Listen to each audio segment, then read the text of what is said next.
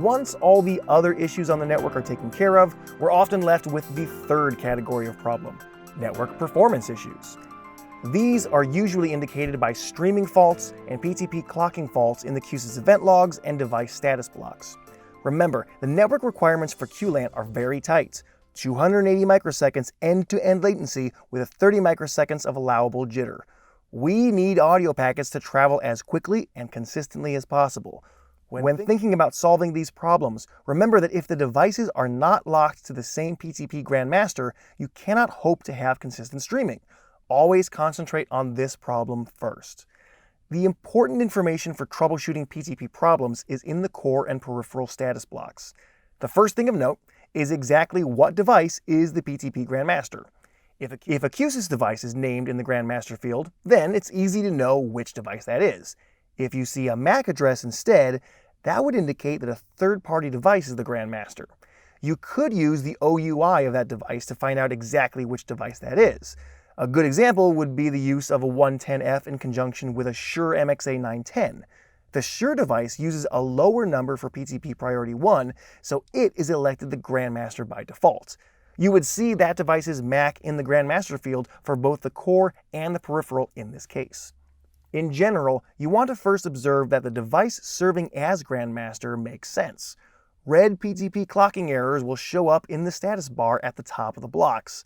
Observe the clock offset around the time these errors occur. If you see sudden changes in this offset, especially if it's going from a positive to a negative number abruptly, this indicates jitter on the network. Jitter is the enemy of PTP, so you'll want to concentrate on getting clock packets delivered consistently on the network.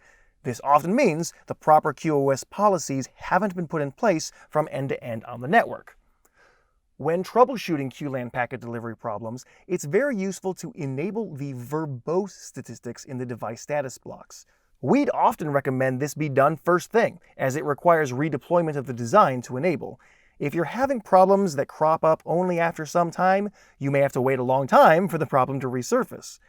A QLAN stream consists of 3,000 packets per second per stream, so it's a lot to keep track of. The verbose statistics can tell you exactly how many did or did not arrive, whether they were completely missing or late. Of course, late packets would indicate excess latency on the network. Missing packets indicate that packets are being dropped by the network. You can also get a good idea here of how bad the problem is. If you have one late packet per million, that's something that users aren't even likely to hear. If you have high numbers of late packets that are rapidly counting up, it's an issue you want to deal with quickly. You might recall some of the scenarios that can get us into trouble from the previous trainings.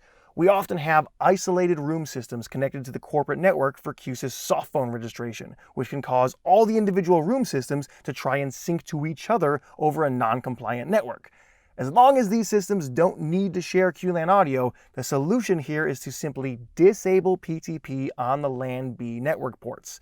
This is done in the Network Services tab of QSYS Core Manager. If the systems in question must share QLAN or AES-67 audio, they must be synchronized to a single PTP grandmaster, meaning they must also be on the same PTP domain.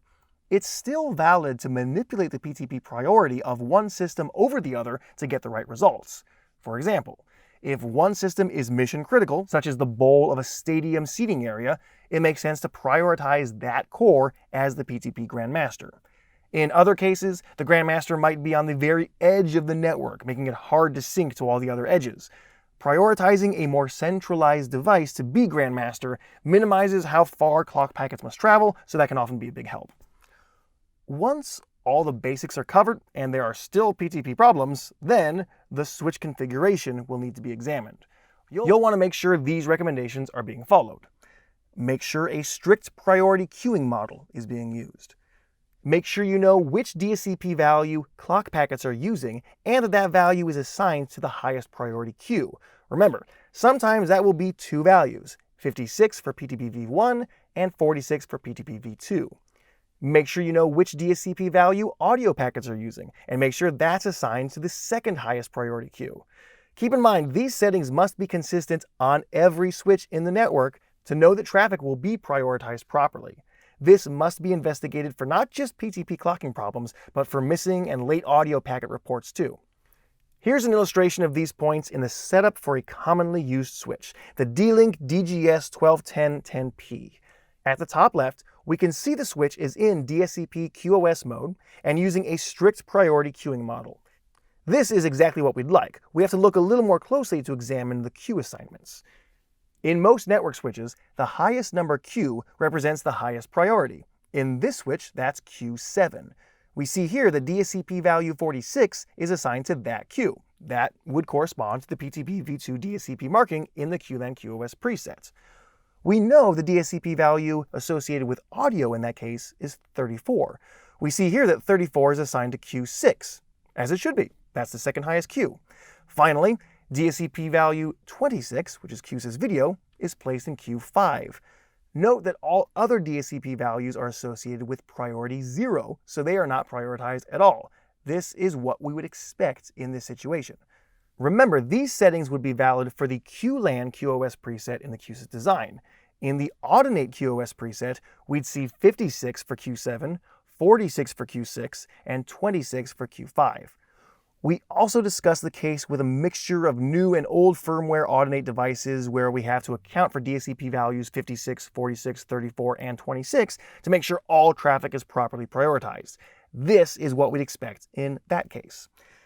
Going back to our troubleshooting mindsets, let's say you've looked at all your QSYS and network configuration and it all looks okay. You still have some late packets reported in your QSYS devices that you just can't remedy.